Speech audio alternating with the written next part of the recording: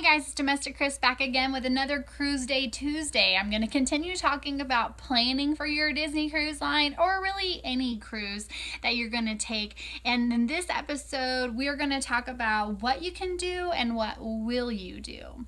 So previously we talked about when can you go, where are you going to go, how long do you want to be there, and how much do you have to spend. In this one, we're going to talk about a little more of that spending part. What are kind of activities would you like to participate in on your cruise, and how are you going to get there? Are you going to fly? That's a cost that you got to consider. Are you going to stay the night before, which from everyone that I hear, it's highly recommended to stay the night before. We will be staying at the Hyatt in the Orlando International Airport.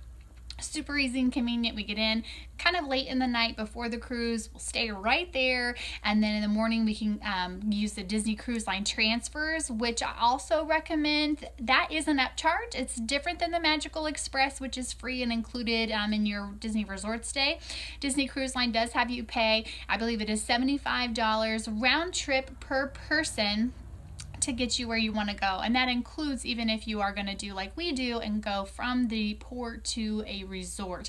Using Disney Cruise Line is a charge, but if you run into any problems as far as traffic, an accident, any number of things, and you're on a Disney Cruise Line bus, they will wait for you. If you are in a town car or something like that and something happens, they're not going to wait for you. So that was an impact for me. I definitely wanted to just kind of enjoy the ride and allow Disney to take us where we need to go, not worry about getting lost and all those crazy things. So we did opt to pay for the transfers to get from the airport to the port, and then from the port back to our Disney resort. And then we'll use Magical Express to get us from the resort back to the airport when we're done with our land and sea vacation. So think about those kinds of things. Are you going to do that, or are you going to come the morning of your cruise and rush from the airport to where you're going to go? Are you going to stay the night before instead at the hotel at the resort? At the airport, are you going to stay at a hotel closer to the port so that you can just kind of hang out around there and get on the cruise? I'm really excited about getting on the cruise earlier in the day. We're going to be bringing a day bag with us that has swimsuits and towels so that when they take our luggage off to our room, we have the things that we need to start enjoying the experience right away and getting on the aqueduct when most people are probably still in their clothes, and just immersing ourselves immediately into that. That's what we want to do. Yes, when we get on board, we need to kind of book a few things that we weren't able to book online. I'll get into that in a minute, but for the most part, we are just ready to hop right in, start eating food, and enjoying what Disney Cruise Line has to offer us. So, while you're on the ship, what do you want to do? Depending on when you cruise, there might be special itineraries. We didn't intend on this. We booked our cruise for in the fall, and it was in early September, and it ends up being Halloween on the high seas, and we were pleasantly surprised. I've heard of some people who are on a Halloween cruise and they are not happy about it. Although from what I can tell and hear from other people who have cruised Halloween on the high seas, they don't overdo it like they do for the Christmas holiday cruises where the whole ship is decked out everywhere. There's just a few parts of the cruise that have decorations, and there's one special night dedicated solely to Mickey's Masquerade Party, which is a separate night from the pirate cruise on the longer cruises. Whereas on the shorter cruises, if you're doing a Halloween pirate night and the Halloween night will be on the same, which unless you want to be dressed up as a pirate for Halloween too, you might think that's kind of a predicament, or you'll have to rush and change your clothes. But anyhow, on our long night, we're 7-night cruise, we're going to have one pirate night and one Mickey's Masquerade, and they don't interfere with formal night or semi-formal night or anything like that. So that's another thing to know. What's happening on your cruise. Once you get closer to your actual cruise date, I believe about 75 days out, you'll know what's what, or you can do some research, contact the cruise line. It's pretty set in stone on this night it's going to be formal night, this night semi-formal night, pirate night, and so on. So once I found that, I was able to plan out a little bit better what kinds of things we were going to do, and was glad that some of the things I had already planned online didn't affect those things. So what all can you do? There's a spa The package that we're choosing to get is not available to book online. It is available to book only when you are on the ship. So that's one of those things we'll be doing day one, is booking part of our spa package. The other part of pedicure we were able to book online. They have a plethora of things. You can get your hair done. You can get some mild cosmetic surgery type things done on the ship. You can do all kinds of things. So we're just planning on like a big couples massage package, as well as having a pedicure done. There is Bibbidi Bobbidi Boutique and the pirate, I can't remember, but there's a pirate thing that they only do on pirate night. So we're really going big this time with Bibbidi Bobbidi Boutique. In the past at Walt Disney World, I brought our own things with us, which I don't regret. It was amazing, and it would have been worth every penny had I done that. Paid for it full there. So for this, they have what's called the Royal Sea Package. And you can do a princess night, a pirate night, as well as a mermaid outfit. And along with this cost comes a really nice rolling suitcase, a frame, a necklace, a slipper, a bunch of extra things. I'm really in it for the suitcase. I'm so excited. They can pack all of their dresses in it on their way home, and any souvenirs that they get.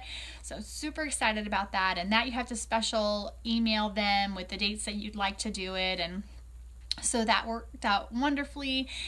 Also, you can book for special dining events. All dining is included, free. You can eat anything all the time, but they do have some special adult only, depending on your cruise ship, Palo and Remy. Remy is really high-end dining. It's jacket is required for men, a nice dress or pantsuit is required for women.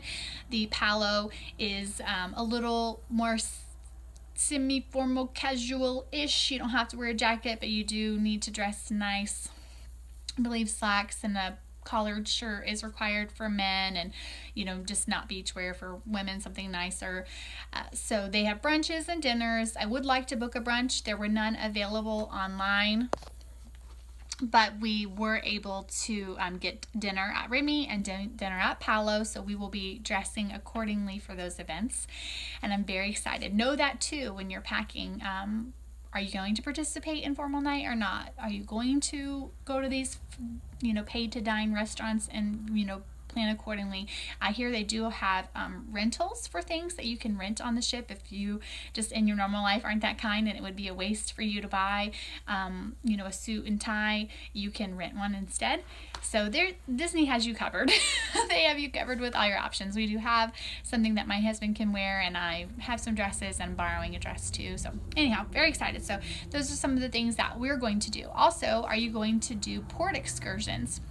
When you get to the different islands, we're going to the British Virgin Islands and the U.S. Virgin Islands, as well as Castaway Cay. We do have our passports, but we've decided against doing any formal itineraries, excursions at the Virgin Islands. We'll get off the ship most likely. We weren't really sure if we were for a while, but we decided we are, and just kind of hang out and shop and just chill on the beach maybe, and do some things on the ship.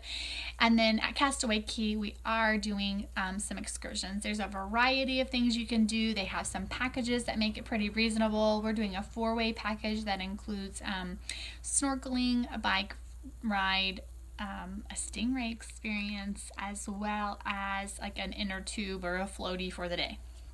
So we're really excited to do those things there at Castaway Cay. They've got some really neat sunken treasure in their snorkeling area. I hear there's a Nautilus there from 20,000 Leagues Under the Sea ride, which is my very favorite ride, so I'm looking forward to seeing one of those. And then again on the ship, are you going to pay for any of the additional? They do have like snack stands that aren't included, ice cream shops and sweet shops. There's coffee shops where you can get a Starbucks-esque drink on ship. Will you do that? Will you pay for Wi-Fi? Are you going to pay for the photo package? We did opt to purchase the photo package for about $300, so we buy its cheapest before you cruise. It's 15% off. Disney Visa card members can get 10% off of the price once they're there, but I saved an additional 5% by purchasing it beforehand. So There's a photographer set up every night, so kind of like PhotoPass, so we'll definitely be utilizing that. You can take individual photos, you can take family photos.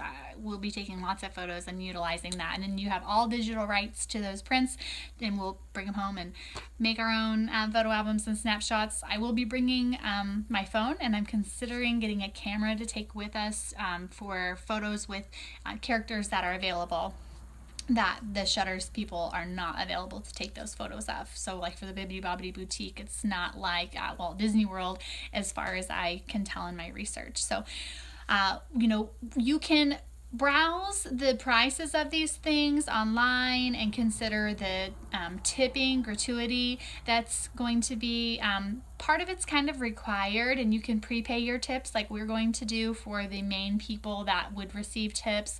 And then there's also for spa services and things, 18% will be added to your bill. So you can see all of that before you're even allowed to actually book the activities on the Disney Cruise Line website, so that you can start planning and dreaming and really getting that budget down for what you're going to need to spend on your cruise based on the things that you want to do. And other than the Bibbidi Bobbidi Boutique, and even that, I don't feel like we're doing much. I will detail that out for you in another episode, but it is quite a bit of expense that we're spending on top of the additional cost of the cruise. And you don't have to do that. You can cruise and just enjoy the activities that Disney has on board for you to do for free. You can do these extras too, and we decided again we really wanted to go big with this because it might be our only big long cruise like this. My husband right now thinks he doesn't want to cruise again, but we'll see. So we really wanted to do it up and have a nice cruise. So what are you going to do on your cruise? What would be your dream cruise? If the sky was the limit, would you go concierge level? Would you have a stateroom with a veranda? What would you do? Because staterooms are a part of that too. So let me know in the comments below either what you've done previously on a Disney cruise or what your dream Disney cruise would look like. I'm excited to see that. Please subscribe so you can see more Cruise Day Tuesdays. And until then, I'll see you real soon.